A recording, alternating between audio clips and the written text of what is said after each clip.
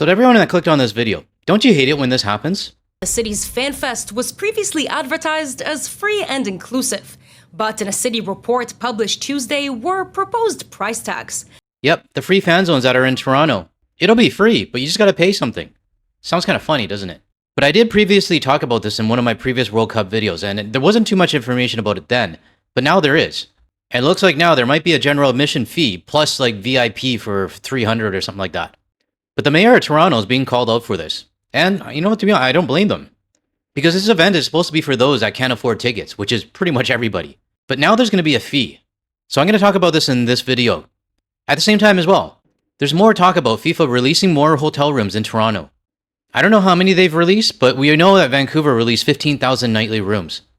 But I do have a report that talks to a few hotels in Toronto, and they give their opinion on it. So we're going to go into all of this in today's video. So you're going to want to stick around for this if you want to see the slow motion car crash that's happening in real time. And if this is the first time you're clicking on my video and you want to hear more from a Canadian and international perspective without the US media bias, hit that subscribe button below. That way you're notified of my future videos. Alright, let's get started on the first report.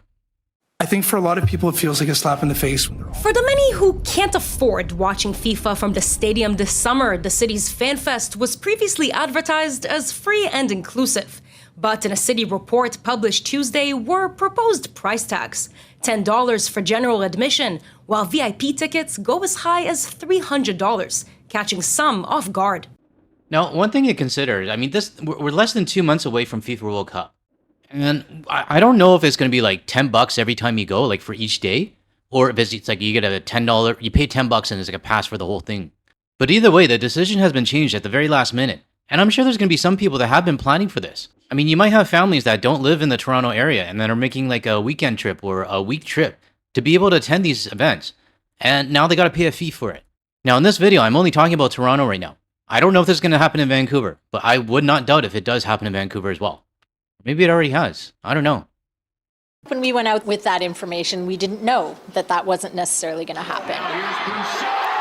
Inspired by Jurassic Park, where people will soon be once again watching the Raptors in the NBA playoffs, FanFest will have space for 20,000 people at the Bentway in Fort York to watch live broadcasts of the matches. It'll also have other entertainment. Thank you, Madam Mayor. The proposed ticket prices initially passed through the city's executive committee with little debate, until one councillor brought it back to the table. Why would we propose to charge fans for an event that was promised to them to be free when they're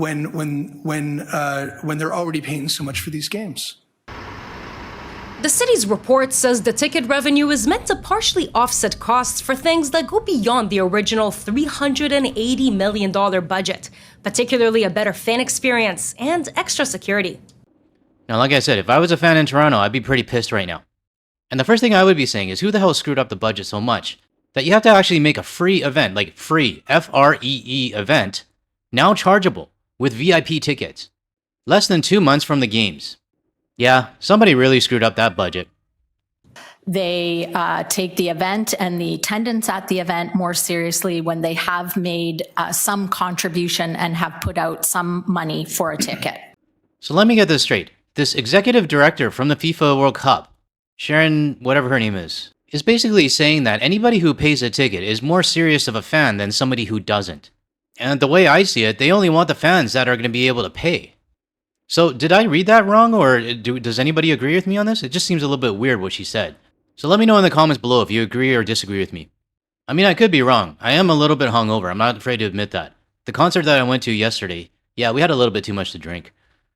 All the security folks, whether it's RCMP or chief of police, lectured everyone and said, "Thou shalt not do it that way because you're just asking for trouble. If you have 30,000 people showing and you run out of tickets, you have 10,000 very angry people." The mayor then brought in a new motion, asking staff to create a free ticket category, explore whether they can give all general admission tickets for free, and look into potential sponsors who can offset extra costs.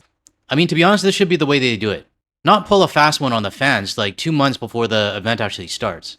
But a question for anyone viewing this right now that is in Toronto, and you are actually planning to go. How does this actually make you feel? Let everyone know in the comments what you feel about this. It passed, but not without considerable confusion over what that meant. Meanwhile, most fans hope they will come around. At the beginning, they said that it's going to be free, so it should be free. $10 is worth the experience, I would say. So if you're ready to pay it for your coffee, why not for a match? $10 might not seem like a lot to a lot of people, but it can be deciding whether someone gets to hang out with their friends or family or not. Other FIFA host cities approach this differently. In LA, where the event was also previously advertised as free, tickets will also cost $10, but kids under 12 can get in for free. Okay, so I guess other cities are doing it, so why not Toronto, right? I mean, I guess that's what the mentality that these people are thinking. I mean, for all these host cities that are going from like a free event now to like $10 or even a $300 VIP experience, that just tells me that there was some really bad planning and really bad budgeting going on. Meanwhile, Vancouver will give out 2,600 free tickets per match on a first-come, first-served basis, while selling the rest as a premium experience. The city will also hold some smaller free events around Toronto. But as the clock ahead of the main fan fest is ticking, city staff will need to come back with answers on ticket pricing next week. That's when city council is expected to vote on whether they could be free at all. Now, I want to quickly move over to the CTV report on this, because their report actually adds a little bit of numbers to the budgeting and how they got into this mess, I guess. So let's get started on the second report from CTV. Hi, Raheem. Yes, well, excitement builds as FIFA World Cup draws closer and closer. Fears are mounting about the costs associated with hosting the event. So much so, in fact, that a centerpiece event that had been heralded as a free and inclusive event could now come at a price. Toronto's FIFA Fan Festival, which will be held at Fort York in the Bentway during the World Cup, was being touted as an accessible space where all residents could celebrate. But today, Executive Committee is debating whether to recommend a general admission charge of $10, with VIP tickets selling for between $100 and $300. A staff report sought authority to improve fan experience and bolster safety at the event, and that would mean providing the vendor, which is already receiving $16 million to host the festival, with an additional $9 million. Two-thirds would be covered by ticket sales, with $2 million to come from elsewhere in the city's $380 million World Cup hosting budget, and just under $1 million would be provided by FIFA. What? Only $1 million is going to be provided by FIFA? An organization that is projected to have revenues of $10.9 billion is going to give Toronto a whole whopping $1 million. I mean, that's literally giving somebody your pocket change. But Toronto has a $380 million budget for all of FIFA stuff, I guess. And now they're asking for more money from a free event. I don't know. Doesn't seem right if you ask me. Now I'm going to fast forward a little bit because the mayor just goes on about why she's justifying, having the fee. But this next side of the interview, it brings up a couple good points. This is really disappointing. This is another flip-flop from Mayor Chow. This was, of course, anticipated to be free for families. That's what she told everybody. And now we have a last-minute change, $10 admission. And $10 might not seem much for Mayor Chow, but for a lot of families in Toronto, a family of 5, that's $50 to go to the FIFA World Cup. And most people aren't going to be in a box with Mayor Chow at the games. Most families are not going to get access to the stadium to actually be able to see the soccer in person. So the Fan Fest was really the opportunity to make it more accessible for Torontonians. Now, the ticketing proposal was actually voted on already this morning, but it was reopened by Councillor Josh Matlow, so it will be debated further this afternoon. If it passes here, it will go before Council next week. Reporting live, I'm Janice Golding. Now back to Michelle and Raheem. Thank you, Janice. Now I want to go back to those guys' comments because they actually did resonate with me. Now, if I was a football fan, I mean, I'm not. I'm just don't have any interest in it. But if I was a fan and I had 3 kids and I wanted to go experience the, just to take it all in and soak it all in, that would be $40 right there just to go. Now, is that $40 for the whole World Cup, or is that just $40 for that one day that you're going to attend? And I'm assuming that only covers the entry, like just to get in.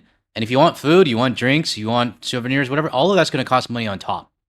So for anyone that was actually planning to attend these fan events, you might want to keep a close eye on what it's actually going to cost you now. I mean, I'm kind of curious, what comes with a $300 VIP ticket? Like maybe a closed off section with like a bottle of Voss water and maybe a cushioned seat? I don't know. I'm just being sarcastic here. But sticking on the topic of Toronto, we now have a little bit more information on the room bookings that were canceled by FIFA. And some of the local hotels are actually starting to speak out about it. Let's take a look. With less than 60 days until the World Cup kicks off here in Toronto, several hotels throughout the city are now readjusting their bookings after FIFA released several thousand previously reserved rooms. We were a little surprised that it went down as much. We were kind of hoping that maybe it would go up, but yeah, it did go down, and we're like the other hotels in the city. Now, we don't know how much has gone down in Toronto, but we know in Vancouver there's 15,000 nightly rooms that have been, put back on the market. And that's definitely going to put a wrench in all the hotel booking systems. Now, one thing I did say in one of my previous FIFA videos is that Canada should be okay when it comes to, tourists wanting to come to Canada. I mean, we're not going to search people's phones, we're not going to, search their social media, and we're not going to detain people for no reason. But there was something that this third-party operator that I featured in the Vancouver video, I want to replay it again. It is very nerve-wracking, and I will say that this summer we know that a lot of our regular travelers aren't coming to Vancouver during that period, so we are quite heavily relying on these different unique packages we've put together around the World Cup.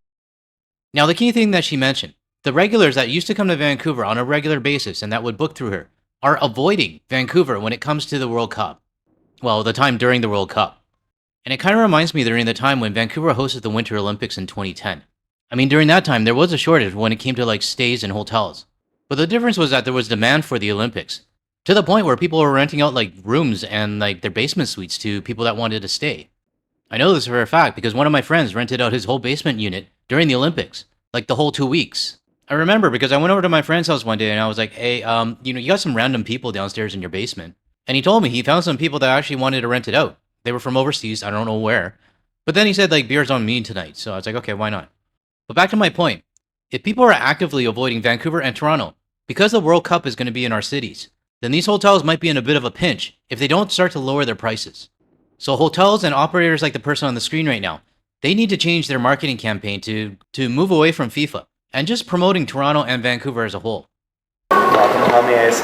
At Hotel X, just steps from Toronto Stadium, Marketing Director Matt Black says staff were recently notified about the release of thousands of rooms booked between June 11th and July the 2nd, rooms that were part of the contract signed with FIFA back in 2017. So typically what would happen in this type of thing is they would put out what their estimated block is, and then they would be taking in all of the inquiries, and they would be the ones facilitating the actual reservations. But as for why thousands were released so close to the games, well, FIFA says it's part of its process, adding that rooms were set aside for FIFA staff, media organizations, and tournament stakeholders. So if that was the case and it was set aside for staff, media organizations, and stakeholders, you would think that the FIFA organization would have a rough estimate on how much staff, how much media organizations, and how many tournament stakeholders they would actually need. Dropping 15,000 in Vancouver tells me that the person that was organizing all these rooms and setting aside how many they need for staff, media organizations, and tournament stakeholder was completely irresponsible. Or there's just no interest. So let me know in the comments which one you think it is.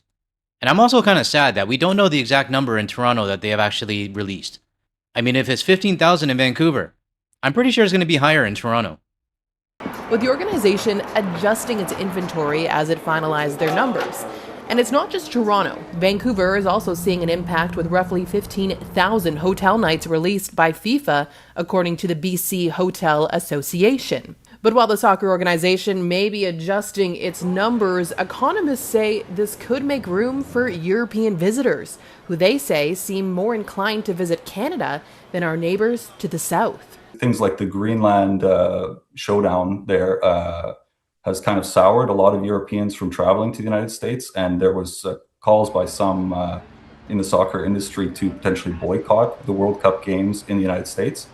So if you were a European fan and you were keen on attending the World Cup and you felt this way, then potentially this would incentivize you to visit Canada or Mexico instead. Now that is a possibility, and unlike the United States, I do hope there are some last-minute bookings when it comes to Canada. But if this were the case, you would have seen bookings in Canada start to become higher than what they are in the United States. And from what I can see, we're just not seeing that right now. So if it's not a country thing, then it just might be the interest in FIFA altogether. It's something Destination Toronto staff have also been tracking, with longer visits helping to fill the FIFA-sized gaps in hotel bookings. When somebody comes to visit, how long will they actually stay? And so the interesting thing with the European visitors or visitors coming from overseas is that they are going to stay for a lot longer.